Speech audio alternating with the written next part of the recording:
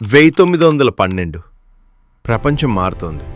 Industrial revolution ప్రపంచాన్ని కొత్త దిశలో తీసుకెళ్తోంది. మానవుడు యంత్రాలపై నమ్మకం పెంచుకున్నాడు.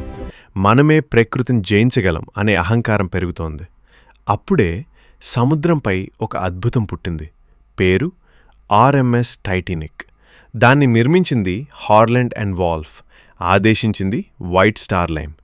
883 అడుగుల పొడవు. ఆ కాలంలోనే అత్యంత విలాసవంతమైన ప్రయాణ నౌక. దానికొక పేరు పెట్టారు, అన్సింకబుల్. ప్రపంచం నమ్మింది, కానీ వారికి తెలియదు ప్రకృతి ఎప్పుడు ఎలా రియాక్ట్ అవుతుందని. April 10, 1912 Southampton port. వేలాది మంది చేతులు ఊపుతున్నారు. ఓ తల్లి కన్నీళ్లు తుడుస్తోంది. ఓ యువజంట నవ్వుతూ కొత్త జీవితాన్ని కలలుకంటోంది. ఓ వ్యాపారవేత్త తన ఫస్ట్ క్లాస్ సూట్లో షాంపైన్ తాగుతున్నాడు. Captain Edward Smith. కానీ ఇది వారి చివరి ప్రయాణమని తెలియదు. టైటానిక్లో 3 ప్రపంచాలున్నాయి. First class grand staircase, బంగారు కాంతిలో మెరిసింది. Swimming pool, gym, library. ఇది ఓడ కాదు, రాజభవనం.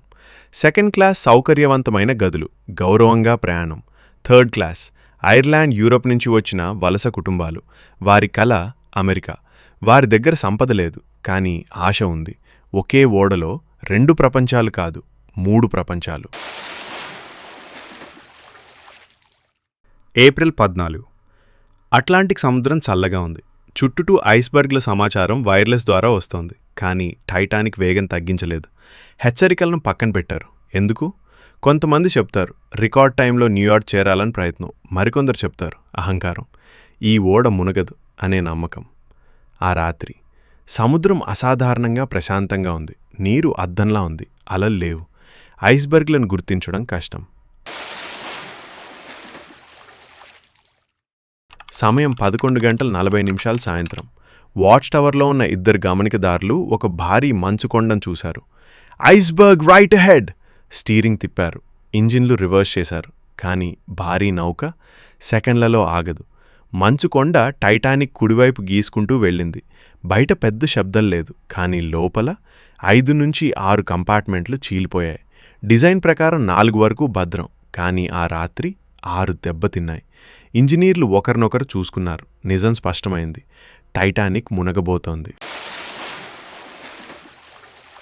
మొదట ఎవరు నమ్మలేదు. ఫస్ట్ క్లాస్లో విందు ఇంకా కొనసాగుతోంది. సంగీతకారులు ఇంకా వాయిస్తున్నారు.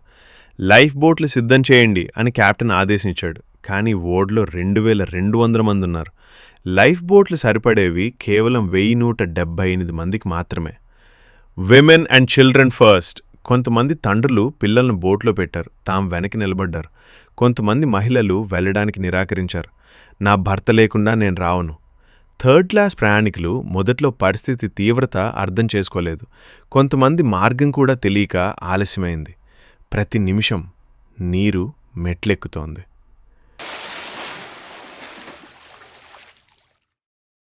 సమయం 2 గంటలు ఉదయం.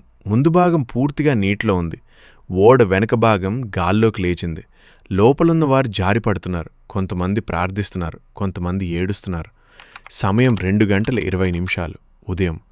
టైటానిక్ 2 ముక్కలై అట్లాంటిక్ సముద్రంలో మాయమైంది. ఆ మంచు నీళ్లలో పడిన వందలాది మంది చలితో కొన్ని నిమిషాల్లోనే ప్రాణాలు కోల్పోయారు. ఆకాశం మాత్రం నిశ్శబ్దంగా ఉంది. SOS సంకేతాలు పంపబడ్డాయి. దానికి స్పందించిన ఓడ్ ఆర్ఎంఎస్ కార్పత్య. ఉదయం వెలుగు రాగానే 705 మంది రక్షించబడ్డారు. కానీ 1500 మందికి పైగా సముద్ర గర్భంలోనే మిగిలిపోయారు. తర్వాత ప్రపంచం మారింది. టైటానిక్ మునిగిన తర్వాత సముద్ర ప్రయాణ చట్టాలు పూర్తిగా మారాయి. లైఫ్ బోట్లు తప్పనిసరయ్యాయి. ఐస్ పర్యవేక్షణ వ్యవస్థలు ఏర్పడ్డాయి. 1985లో సముద్ర గర్భంలో టైటానిక్ శిథిలాలను కనుగొన్నారు. ప్రపంచం దాన్ని అన్సింకబుల్ అనుకుంది. కానీ సముద్రం అలా అనుకోలేదు. మీ ఒక్క సబ్స్క్రైబ్ నాకు చాలా విలువైంది. ఒకసారి సబ్స్క్రైబ్ చేయండి అన్నా.